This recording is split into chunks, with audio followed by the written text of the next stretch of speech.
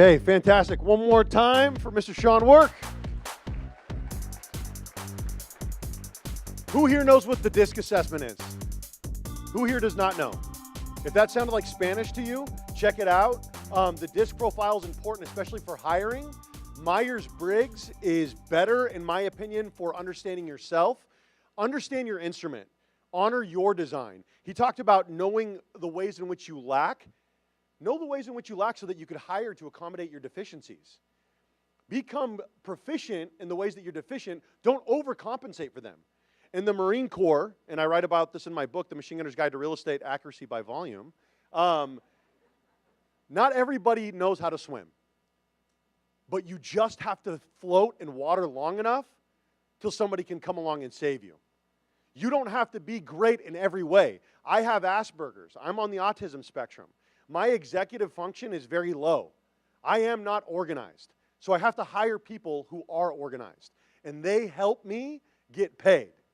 I was spending $28,000 a month in my profit and loss, which I had not run. $28,000 a month, which means that I had to close 2 to 3 transactions a month just to break even. That's important to know. It's important to track these things. Guys like this, like Sean Work, that are numbers guys, that's important to know. That was fantastic. The next person that I'm going to bring up to you guys today, I first met in Scottsdale with her and her husband, Joe, and we spent some time poolside. Thank you, Brent, Gove. Spent some time poolside, and I got to know Marguerite. And Marguerite is like an untapped resource that you guys have right here, in that she speaks so intelligently, so eloquently, and she is pure fire. You never have to guess what's on Marguerite's mind. And you guys will find that out just like them during the Q&A. So I'd like to welcome Marguerite Crespillo to the stage, who has closed over 3,000 transactions.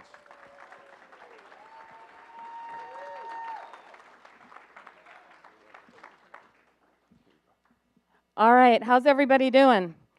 Good. Well, I've got a couple tough acts to follow. Holy cow, I adore Rick Jiha. I can't even tell you anymore. One of the most amazing people that I've ever met. And of course, Sean did an amazing job today. And he took all my time, so I'm done. No, I'm kidding. I just had to tease him. No, he's awesome. But wow, what a turnout today. Like, I had no idea we were going to have this many people here. I guess all of you guys are supposed to be out Christmas shopping, and this is the way to avoid it? Is that how that works? Well, I really appreciate you guys taking the time to be here. You know, I feel very honored to speak in front of this room because we have some really incredible people here. And, you know, I got into real estate back in 1993. Actually, on Sunday, it will be my 25th anniversary being in real estate, yeah. And I was laughing when Rick was talking about his kids, because Joe and I have 6 children, and our middle son, Philip Crespillo, is here today, back there, who for years I kept saying, okay, who's going to get in real estate? And all of them were like, not doing it. Have no interest in being in real estate because they saw our crazy schedule. And I finally talked Philip into being a home inspector now. So he works with CalPro Home Inspections. Thank you guys so much for being here today. But let's, you know, Sean talked a lot about a lot of different things in lead generation and what to do. And I find it crazy that as an industry, well, let me back up a moment. So one of the biggest problems is notoriously real estate has attracted people who don't want to work, right?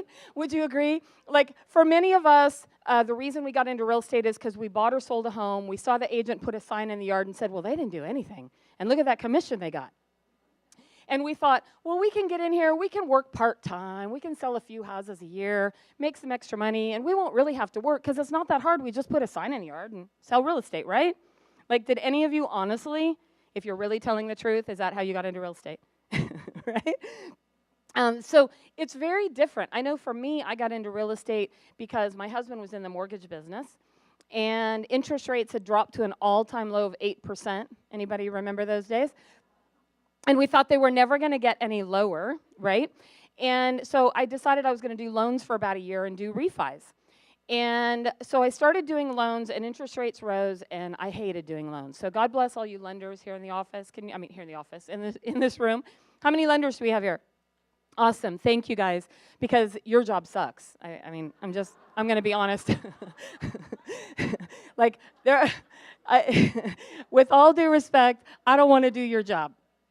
So I did loans for about a year, and then I said, I'm not going to do loans anymore. We were expecting our third son, Jonathan, and I've decided to go work part-time as an assistant for Luigi. Where's Luigi? There's my friend Luigi. So I went to work for Luigi, and he might kill me for this, but you'd go into his office, and it was chaos. Anybody else an ADD type person in here? His office was chaos. He was trying to figure out, we'd just gotten computers in real estate, so he wanted me to set up his top producer program back in the day, and I learned how to do top producer, learned technology, and I used to ride around with Luigi. And what kind of car did you have, Luigi? It was a big old Lincoln Town car. And we'd cruise around town, and he would give me all of his wisdom while we were cruising around. I ended up selling 18 houses in my first 6 months and thought, I think I like this deal, right? It worked out. So I started selling real estate, and I want to take you guys on a little bit of a journey. So this is Mark and Diana, and I got this email last year. And it said, hey, Marguerite, you were our realtor when we bought our home in Penryn about 17 years ago. Wow, how time flies. I continue to think about you every month because of those damn annoying newsletters.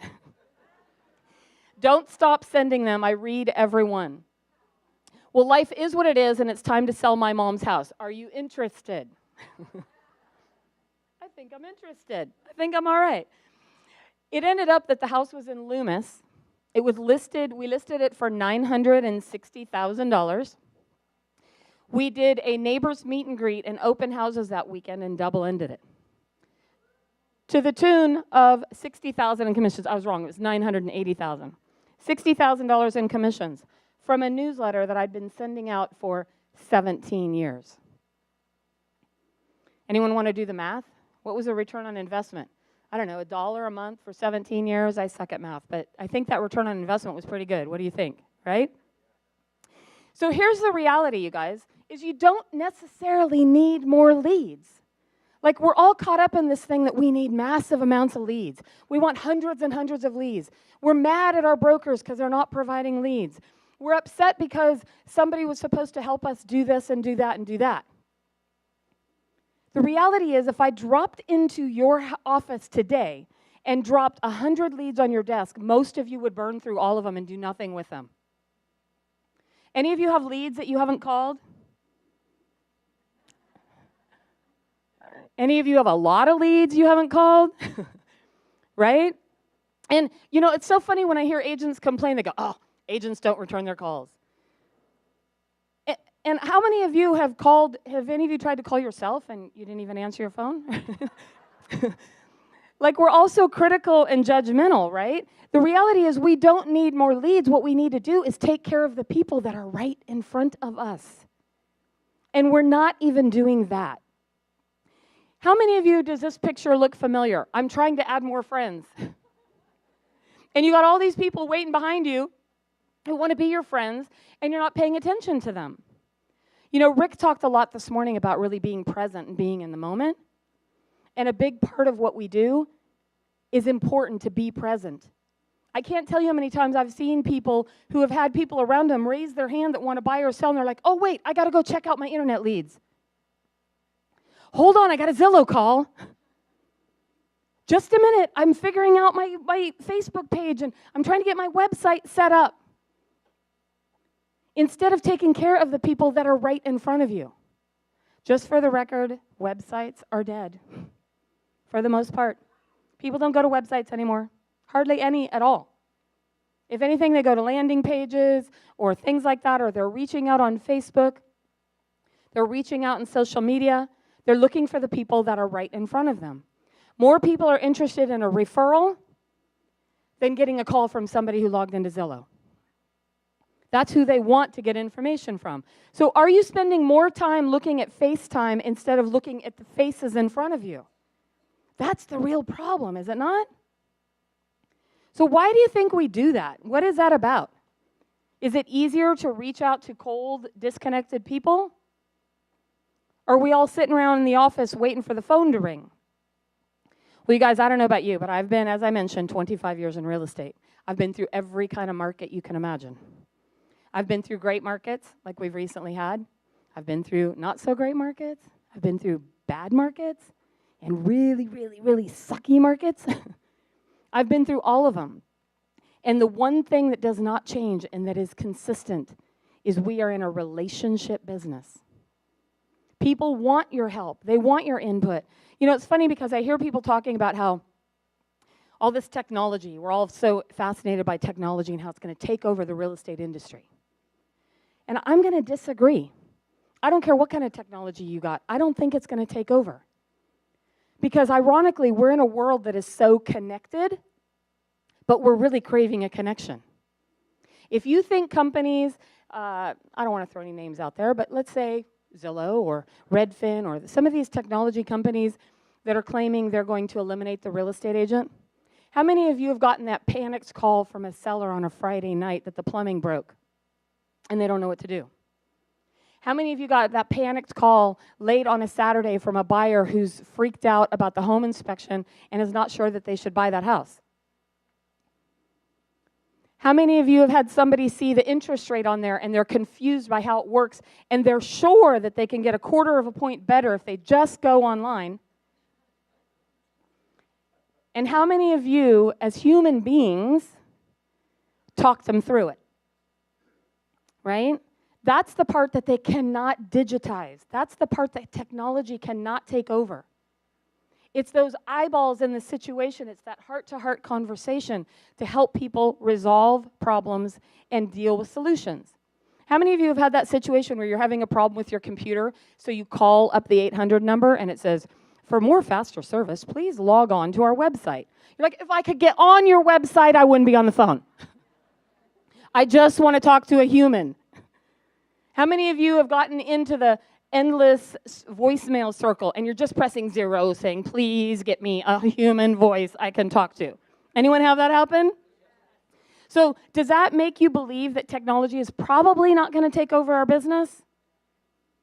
We are a relationship business first and foremost. Now, there are two types of agents. And I had this happen last year. I was training a couple of agents, and I'll call them Agent A and Agent B.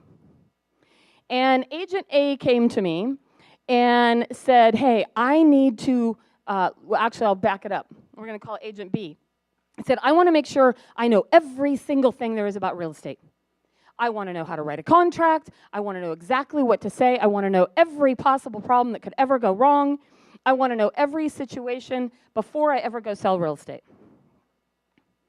Agent A walked in to me one day and says, I have a client, now what? 90 days later, the one who said, I have a client, now what, had closed 3 transactions. 1 year later, the other one had not closed a thing. So it's amazing to me that many of us think we have to have it all figured out first. You know, I kind of describe it like riding a bicycle. So you decide that you want to learn how to ride a bike. You say, okay, great. I'm going to show you how it works. I'm going to show you videos on how to ride a bike. I'm going to show you how to take the bike apart, put it back together. I'm going to show you the manual on how everything works. And guess what? You're going to know how to ride a bike. And then what happens when you get on the bike? You either crash, you get on there and you kind of wobble, and next thing you know, like our 5-year-old Jordan did, he hopped on the bike and he was kind of wobbling and he went smack into the back of a car, right? Or you soar. But if you don't ever get on the bike, it won't matter. If you don't ever reach out and take the time to get connected with people and talk to people and support them, it won't matter. You will struggle in this business forever. And here is my favorite quote of all time. I think I created it. I might have stolen it. I'm not sure. But here's the truth, you guys. You get paid in direct proportion to your ability to figure stuff out. Let me say that to you again. You get paid in direct proportion to your ability to figure stuff out.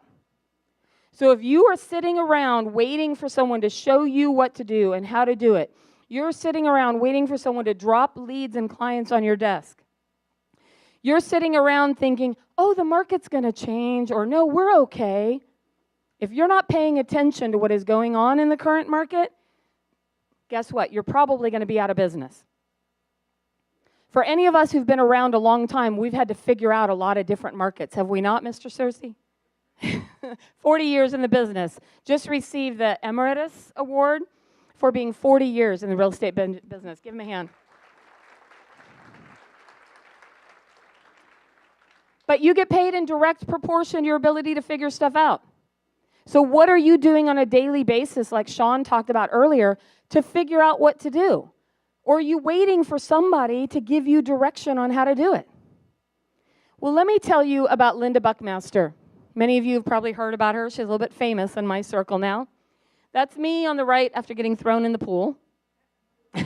That's Linda. Linda I met in 1997. I'd been in real estate just a couple years. She bought a $50,000 HUD home from me. Anybody remember the days where you could buy a HUD home for $500 down, right? $50,000 HUD home. Linda has since bought and sold 7 homes through me. Over 22 years now, 21 years. She has referred 9 people to me. And I'm going to tell you the rest of the story in a moment. But she has referred 9 people over those years. And you're going to see what that equates to in a minute. So how do you get here? What does it take to start from right now as a brand new agent to 25 years later and over 3,000 sales? What does that take? Well, I can tell you that first and foremost, it takes consistency. It's doing the same thing over and over and over again.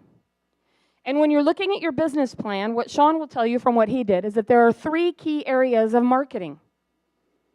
There is advertising, there are business connections to generate business, and there is your database, your sphere of influence, the people that know you, love you, and trust you. Now, I want you guys to pay attention to those numbers down there. Those are called conversion rates. And if you're paying attention to your numbers, you will know that these are relatively accurate from years and years of watching and coaching people. For every 100 internet leads you get, or advertising leads, not just internet, you will close 1 piece of business. And people say, oh, I have a higher conversion rate. Maybe you do, but you're probably not actually tracking accurately where your business is coming from. I love it when I hear people say, oh, I just did those, like banner ads on the park bench. $5,000 I spent on it. And I said, okay, was it worth it? Like, oh, yeah. I go, did you get any deals from it? Well, I'm not sure, but, everybody sees my name. So are you even tracking where your business is coming from? I can guarantee for any of you, if you're not paying attention, like Sean was saying, about tracking your business, you're crazy. You need to know exactly where your business is coming from at all times. And if that money is actually working for you. Is it really working? So when you look at business connections, these are people like your affiliates, your lenders, your heat and air guy, your plumber, maybe your carpet person, your CPA, your bookkeeper, your financial advisors. The conversion rate is typically 10 to 1. Now, here's the best part. Can anyone see the conversion rate on your database? What is it? 3 to 1. For every 3 people from your database, 1 will do business with you. I like those odds. How about you? Are those better odds? So why are we spending so much time, energy, and resources advertising? What's the reason for that? And I hear people say, oh, well, I don't like to do business with family and friends. Are you kidding me? I'll tell you why you don't like doing business with family and friends, because you're not showing up as a pro. I know. My license plate says no filter, y'all, so I'm going to tell it like it is. So you are not showing up like a pro. So let me tell you what I did to my brother. Too bad he's not in the room. Somebody, I'm sure, will send this to him. My brother wanted to buy a house, and he was a lender at the time, so he's like, oh, I know how this works. I said, okay, that's cool. I said, bring your wife Charlotte in. We're going to sit down and go over the process. Oh, I don't need to do that.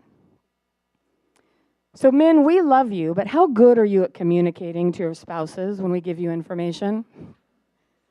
You're so good. Isn't it so funny? My husband goes and does something, and he comes back, and I go, okay, so what'd they say? He goes, I don't know. Did you ask him this? No. Did you ask him that question? No. What did you talk about? I don't know. right? Anybody have that conversation? We've been together almost 33 years. Thank you, Joe. I love you very much. And so the reality is I made my brother and his wife come in and sit down. I did a buyer presentation to explain to them the process and how it works. And I love when people say, oh, I don't do buyer presentations. Nobody's going to want to sit down and do that. So I'm curious, how many of you guys take a listing without doing a listing presentation and getting a contract? Any of you? No? You don't? Why? What? So all of you, when you take a listing, you make sure to sit down with them, go over the process, have them sign a contract, right?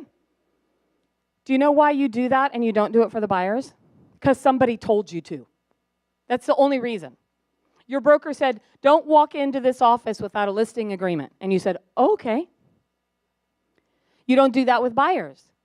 So how many of you think that buyers might be a little bit confused by our process and how we do things?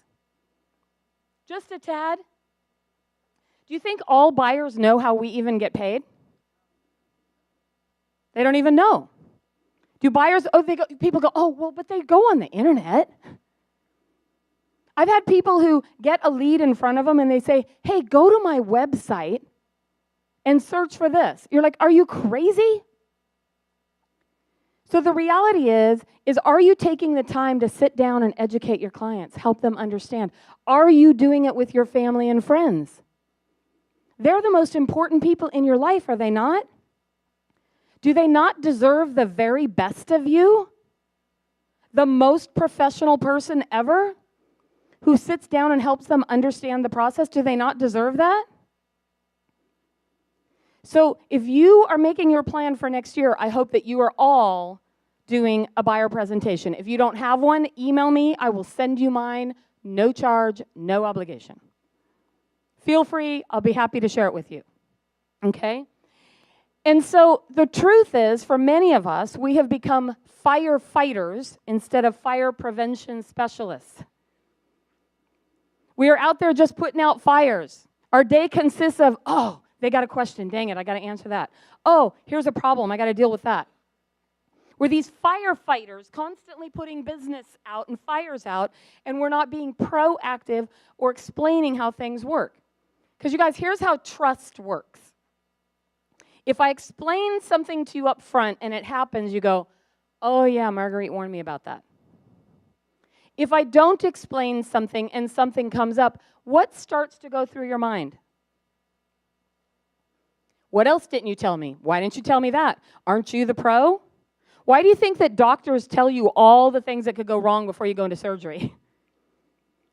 Because at the end, you're like, am I going to die? Right? And then when you come out of surgery, you're like, oh, it's a good day. They prepare you for everything that could possibly go wrong and the stuff that could go right. So are you doing that now?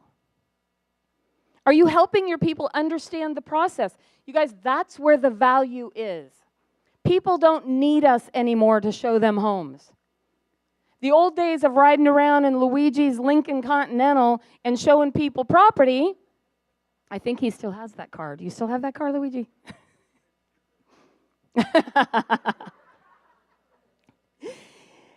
And the thing is the days of people coming to us and we found the properties and we drive them around, those days are gone.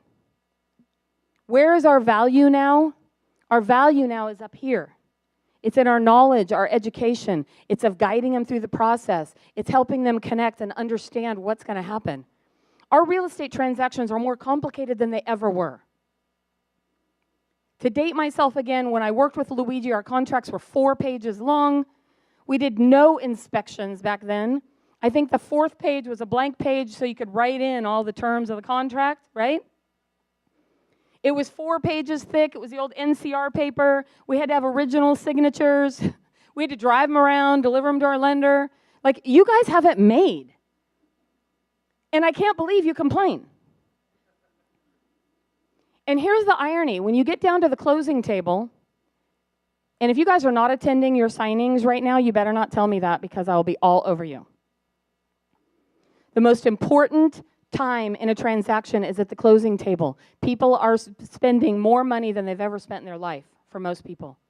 It's the biggest financial decision they will make. And oh, you were too busy to show up at the signing. What is the second biggest number on the closing statement behind the loan balance? Commissions. So when they see that big old number and they go, oh, all she did was put a sign in the yard, right? And I had somebody say that. We were in an appointment the other day, and this kid, these people, their son was in the room.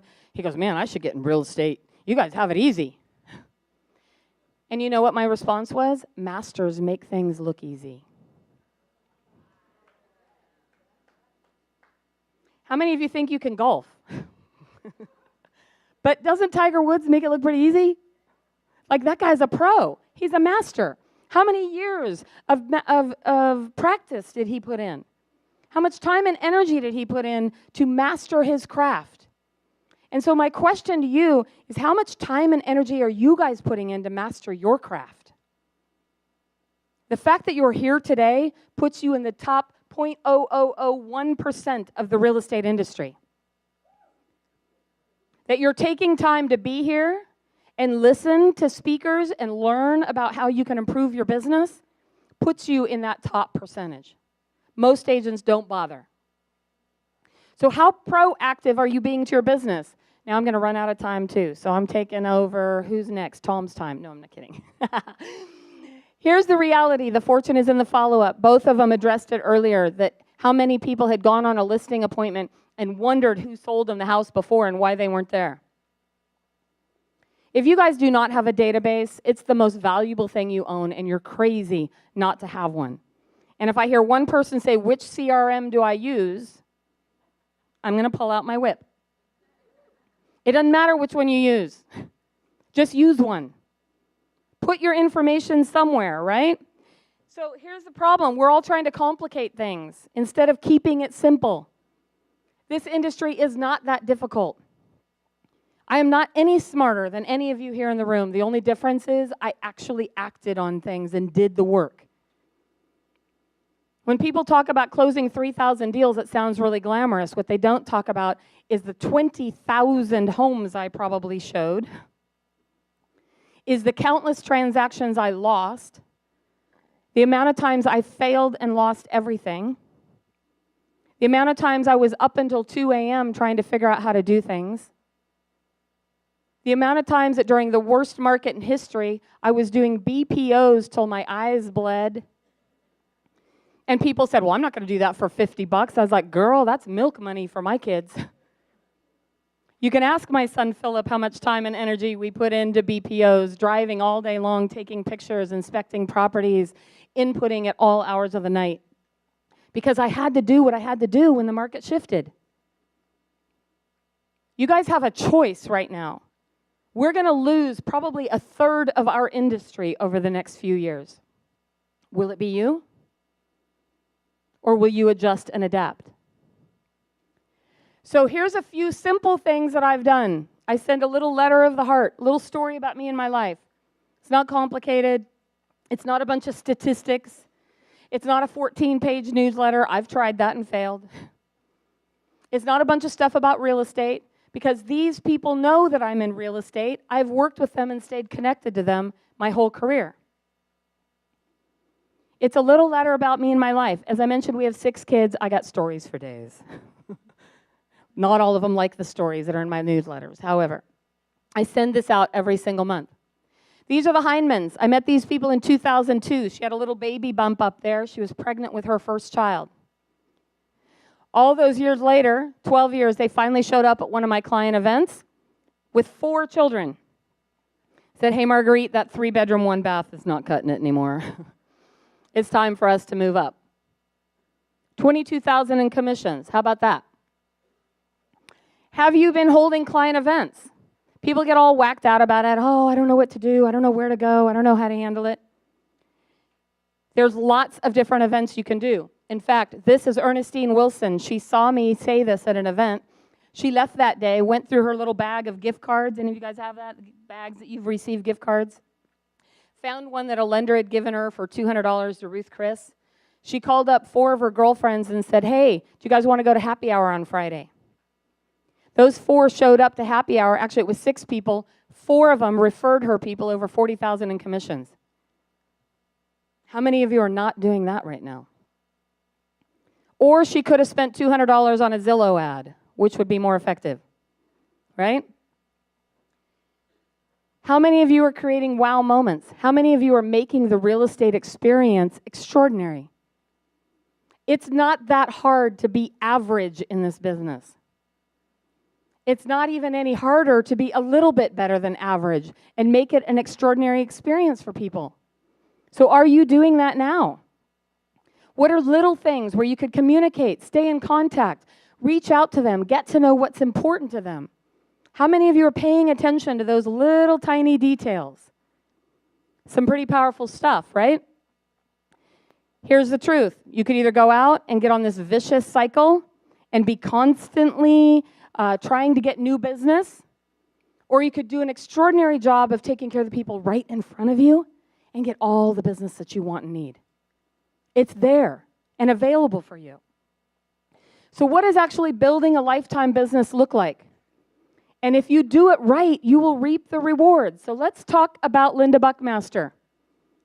This is Linda. Remember I told you she sold 7 homes with me? Those 9 people turned into 65 people. She referred people who referred people who referred people who referred people. Is that an MLM or a pyramid scheme? Is that what that is? I'm just curious. 65 referrals has generated over $300,000 in commissions. If you break that out by the 2,100 people that are in my database is worth over $10 million. This is not exaggerating, people. It's worth it. So how many of you are paying attention to your database? How many of you are putting the time and energy in to take care of the people that are right in front of you? You can do it starting today. Today. And then you too can be standing up here 25 years later talking about how you built a $10 million database. I didn't do anything special or anything different. I just did the same thing over and over again, and I took great care of people. So I hope that what you guys will do today is, number 1, open up your database if you haven't. Make phone calls, connect with people. Just call to say hello, not because you want something or need something. This is the time of year where you could just call and say, hey, how are you, Vince? What's going on in your life? What's new with you? What can I do to help you? We're craving a connection, people, including yourself. What are you doing to change the way you do business today? That is all I have.